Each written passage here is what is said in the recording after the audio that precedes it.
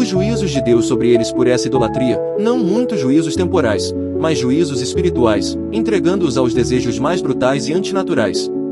Ele os entregou, 3 vezes repetido aqui. Juízos espirituais são, de todos os juízos, os mais dolorosos, e devem ser os mais temidos. Observe. Por quem eles foram abandonados? Deus os abandonou, em uma forma de justo juízo, como a justa punição à idolatria deles, tirando deles a rédea da graça, deixando-os por si mesmos, deixando-os sozinhos, pois sua graça é própria dele, ele não é devedor a nenhum homem, ele pode dar ou reter sua graça conforme lhe aprouver. E, no entanto, Deus não é o autor do pecado, mas, nesse caso, infinitamente justo e santo, pois, embora a maior maldade se segue a esse abandonar, a culpa deve recair sobre o coração ímpio do pecador.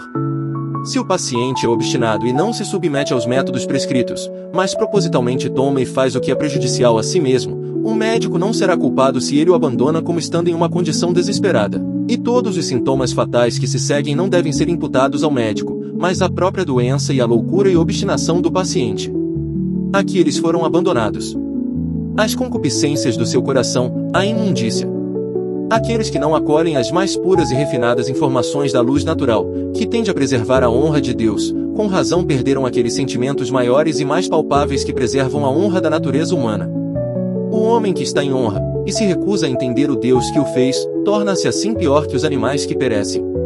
Assim pela permissão divina, se torna a punição de outro, mas, é como é dito aqui, as concupiscências do seu coração que se deve colocar toda a culpa. Aqueles que desonraram a Deus foram abandonados para desonrar a si mesmos. Um homem não pode ser entregue a uma maior escravidão do que ser abandonado aos seus próprios desejos. Esses são entregues, como os egípcios, nas mãos de um senhor cruel. Os exemplos particulares de sua impureza e sentimentos vis são seus desejos antinaturais, pelos quais muitos dos pagãos, até mesmo dos que entre eles se passavam por homens sábios. A iniquidade gritante de Sodoma e Gomorra, sobre as quais Deus fez chover fogo do céu, tornou-se não só comumente praticada, mas reconhecida nas nações pagãs. Talvez o apóstolo se refira de maneira especial às abominações que eram cometidas na adoração dos seus deuses ídolos, nas quais eram prescritas as piores das impurezas para a honra dos seus deuses, serviços abjetos para deuses abjetos. Os espíritos impuros se encantam com tais ministrações. Na igreja de Roma, onde as idolatrias pagãs são reavivadas, imagens, cultuadas, e demônios colocados com o nome de santos. Veja que impiedade há na natureza humana. Quão abominável e imundo é o ser humano! Senhor, que é o homem mortal, diz Davi, que criatura vil é ele quando deixado por si mesmo. Quanto somos devedores à graça restritiva de Deus por preservar um pouco da honra e decência da natureza humana. Pois, não fosse por isso, o homem, que foi feito apenas um pouco menor que os anjos, se faria muito mais baixo que os demônios. Disse que essa é a recompensa que convinha ao seu erro. O juiz de toda a terra age corretamente, e celebra um encontro entre o pecado e o seu castigo.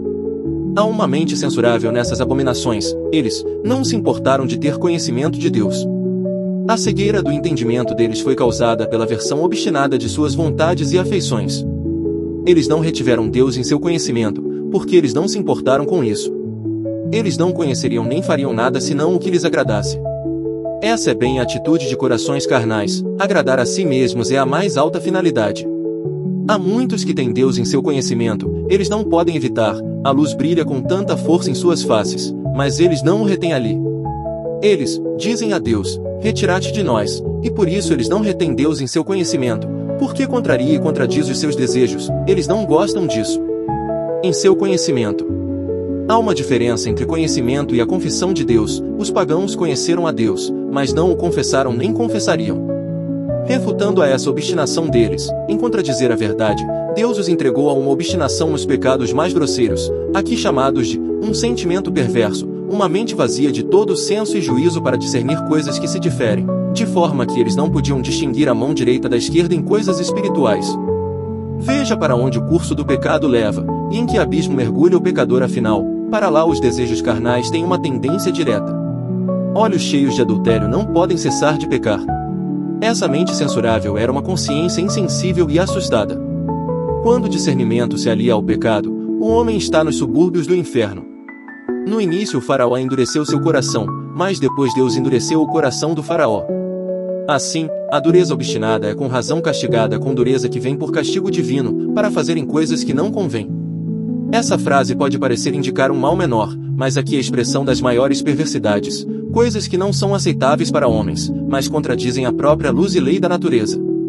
E aqui ele acrescenta uma lista negra dessas coisas impróprias das quais os gentios eram culpados, sendo entregues a um sentimento perverso.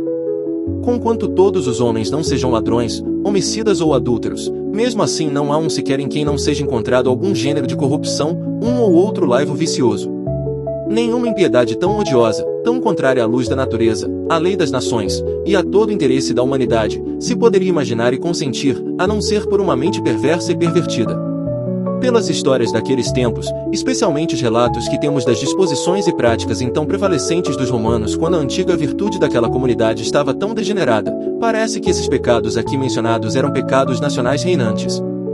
Não menos que 23 dos vários tipos de pecados e pecadores estão aqui especificados. Aqui está o trono do diabo, seu nome é Legião, porque eles são muitos. Estava na hora de pregar o evangelho entre eles, pois o mundo tinha necessidade de mudança. Em primeiro lugar, pecados contra a primeira tábua, aborrecedores de Deus. Aqui está o diabo em suas próprias cores, o pecado que se revela pecado.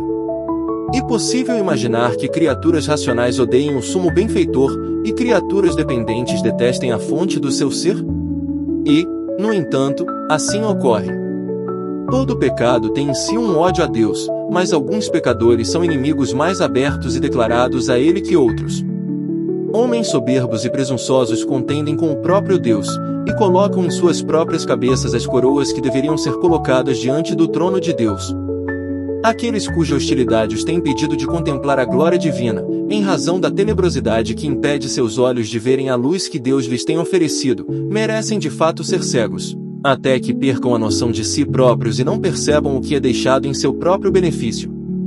E aqueles que não se envergonham de extinguir ao máximo que podem a glória de Deus, nossa única fonte de luz, deveras merecem ser cegos mesmo em plena luz. Em segundo lugar, pecados contra a segunda tábua. Esses são especialmente mencionados porque nessas coisas eles tiveram uma luz mais clara. Em geral aqui é uma acusação de injustiça.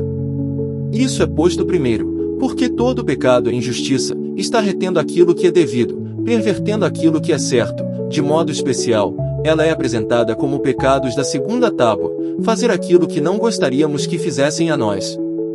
Contra o quinto mandamento, desobedientes ao pai e à mãe e sem afeição natural, quer dizer, pais indelicados e cruéis para com seus filhos. Assim, quando o dever falha de um lado, geralmente falha do outro.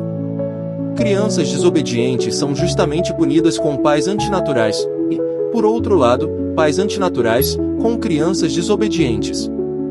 Contra o sexto mandamento, malícia, avareza, maldade, inveja, homicídio, contenda, engano, malignidade, sendo soberbos, irreconciliáveis, sem misericórdia, todas as expressões daquele ódio de nosso irmão que é assassinato e coração.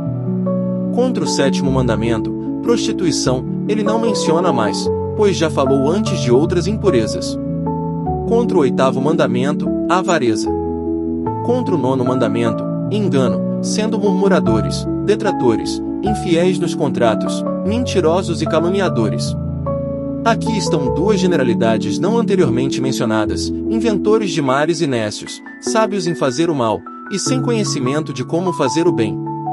Quanto mais deliberados e maliciosos são os pecadores para inventar coisas mais, tanto maior é o seu pecado, tão rápidos na invenção do pecado, e, no entanto, sem compreensão, totalmente tolos, dos pensamentos de Deus.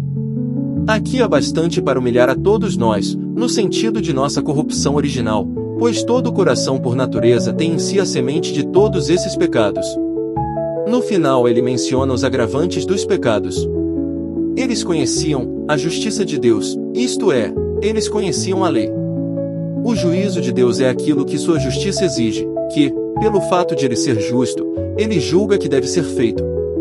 Eles sabiam da penalidade, assim ela é explicada aqui, eles sabiam que são dignos de morte, morte eterna, os que tais coisas praticam, suas próprias consciências só podiam sugerir isso a eles, e mesmo assim eles se arriscaram. É uma agravante do pecado quando ele é cometido contra o conhecimento, especialmente contra o conhecimento do juízo de Deus. E presunção ousada correr sobre o gume da espada. Isso indica um coração muito endurecido, e muito resolutamente fixado no pecado. Eles, não somente as fazem, mas também consentem aos que as fazem.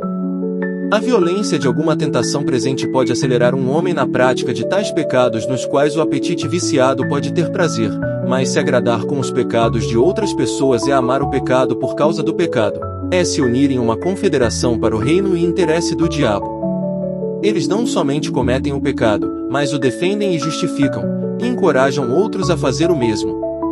Nossos próprios pecados são muito agravados por nosso consentimento e aceitação dos pecados de outros. Sendo assim, com tudo isso junto, poderia o mundo gentílico, submetido debaixo de tanta culpa e corrupção, ser justificado diante de Deus por qualquer obra própria?